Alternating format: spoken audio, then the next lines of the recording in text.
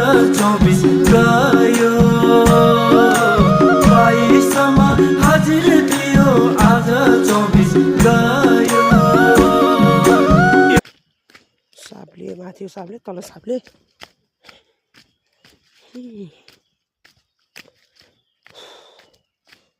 अब भन्छ लगभग आइपुग्यो